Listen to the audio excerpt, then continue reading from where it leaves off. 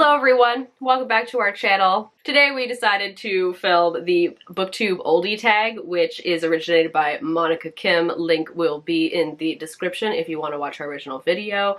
And we were not tagged or anything, but we definitely consider ourselves BookTube Oldies, so we decided to share our thoughts on these questions since we are in the same locale.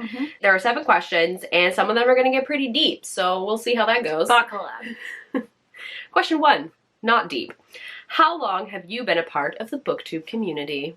Yes, Leslie. Since February of 2012. Specifically February 14, 2012. Yep. Not for any particular reason, it just happened to be the 14th. Yeah. It was sort of the idea of, it's Valentine's Day, and even if we aren't with anyone, we'll still have like something to celebrate, which is the anniversary. We'll still have each other. So yes, we have been doing this for 9.5 years. What's today? Today's the 15th, so it was 9.5 years yesterday. Whoo! Wow, we planned baby. this so well. Question 2. What was your biggest misconception before starting BookTube? That everybody was going to be doing this kind of for the same reasons that we were.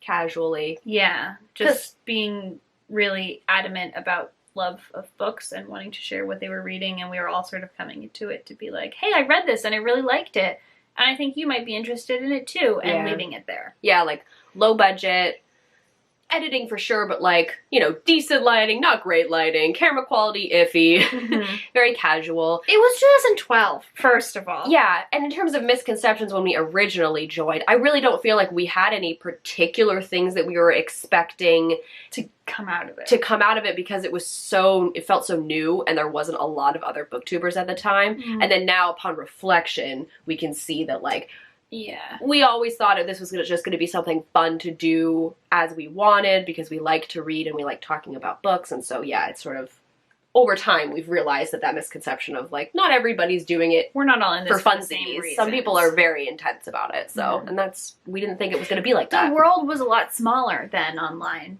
The internet was just a lot smaller. Question 3. How do you think BookTube has changed since you first started? How has it not changed?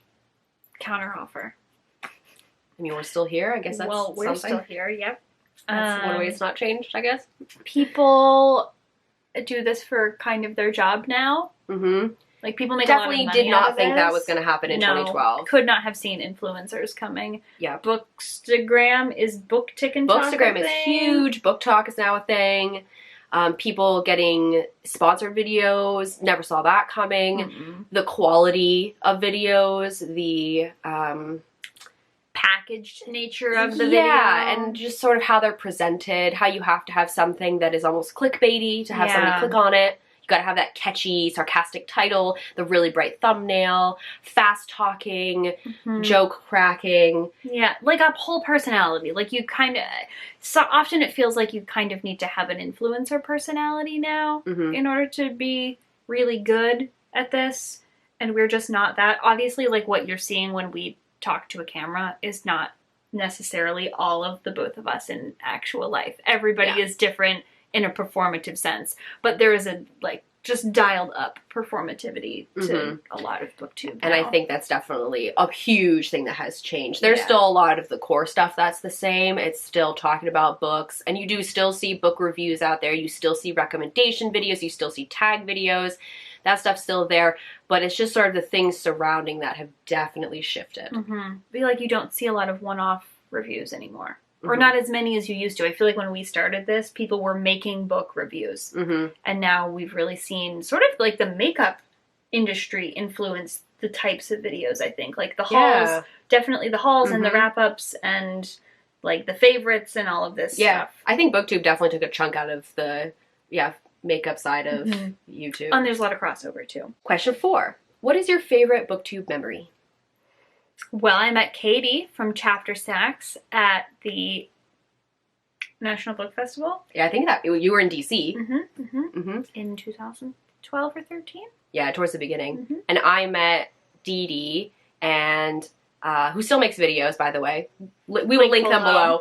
And Alicia who I don't believe makes videos anymore. She was posting English language videos for a bit, and then she switched over to either Spanish or Catalan, and I don't know if she's posting anymore, honestly. So those are kind of cool because we never would have had those interactions without BookTube. Like, we still would have been friends without BookTube because we were beforehand, but those connections of actually meeting up with people, even though they did happen a long time ago, is pretty cool when you think about it, especially because mine happened when I was like studying abroad in Europe. Right. So that's cool.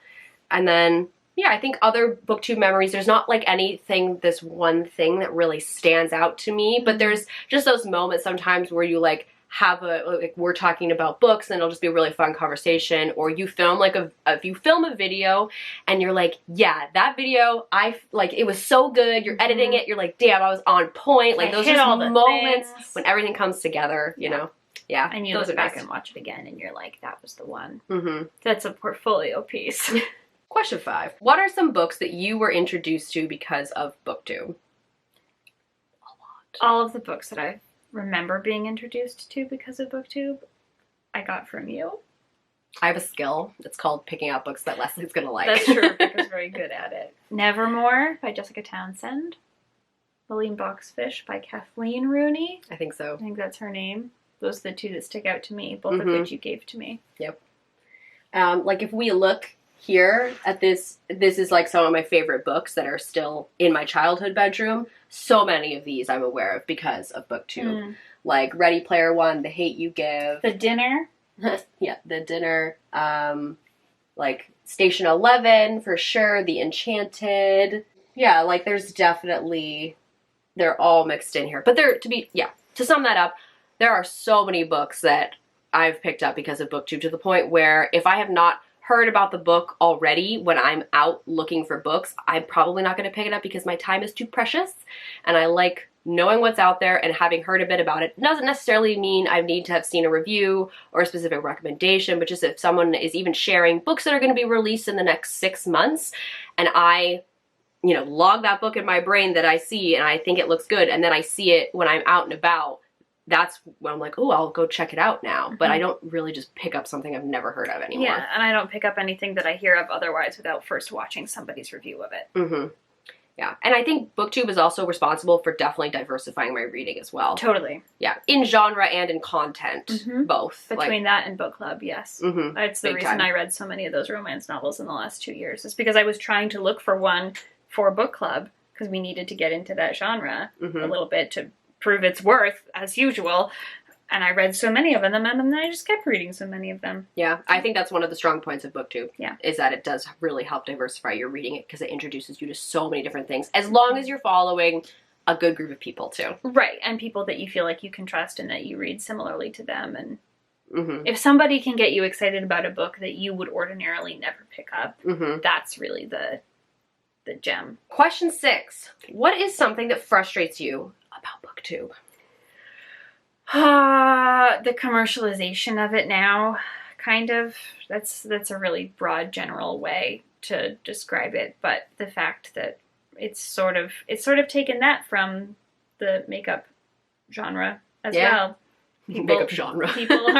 people are like book influencers, like Penguin addresses people as influencers. We didn't really get into this game to be influencers. We don't have an Instagram, and I barely touch the Twitter, so and certainly we have benefited from the shift in that, you know what I mean, in that culture.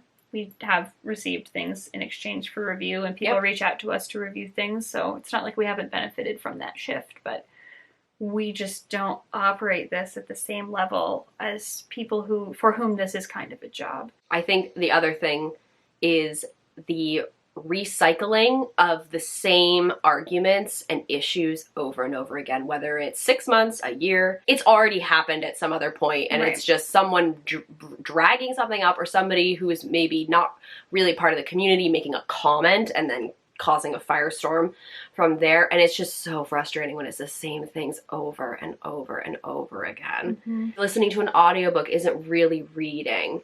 Stuff like that, you know, those sorts of things. There are definitely certain arguments that need to happen. Of course. But something like that, like, no, we have talked about this so many times. Stop gatekeeping. Stop being an asshole. Like, If people are consuming the books, it doesn't matter how they're doing it. Right. Stuff like that. You know, it frustrates me that we have to keep rehashing these conversations, these arguments over and over again. Argument about the library. Let's talk about the library. To some extent, we can talk about how people who don't have quality library systems where they live, that's a problem. Of course, how do you get books? How do you afford books, etc.? That's like a discussion worth having. But of the argument of like, are you really a reader if you don't own your books? We can stop doing that. All right. Question 7. And now on to a happier note, or a more positive outlook anyway. What is your hope for the future of BookTube? I would say that we all reevaluate why we're here. And we figure out what we're all doing. Why do you want to be making these videos? Because we originally started this channel as a way for us to stay connected. Because as people who have been best friends for a long time, knowing we were going to different universities and now live in different places different countries, don't see each other that often, it's a way for us to like text each other and be like, hey, I'm gonna do this video, or I'm reading this book, or whatever. And because we already like talking about it, we thought it'd be fun to just take that and apply it to YouTube. We would still do most of that if we were not making these videos. And I hope that people who are making videos themselves still have that reason like inside of them, and they know why they're doing it, and they can do what they want to make. And I mean, views and subscribers, unfortunately that's just how YouTube works. It's always going to be a thing, but it's a constant mental battle. And I really hope that anybody that's struggling with that, as we have struggled with it too, can still be able to feel passionate about making videos and sharing what they want to talk about, even if it's not the kind of catchy title and thumbnail and quick witty video that will garner a lot of attention and that the YouTube algorithm will push. So yeah, I hope that those like niche areas of BookTube can still survive and people still like have fun doing it. I agree. That's all the questions. That's all the questions. Yeah. We did it. 7 of them. Good for us. Definitely got a little more somber as we went along there. But obviously we wouldn't be sitting here doing this if we didn't want to be sitting here doing this. If you have thoughts about any of our responses, we'd love to chat to you down in the comments. Everything you want to know about us is in the description. Thank you so much for watching. And with that, we'll bring this video to a close.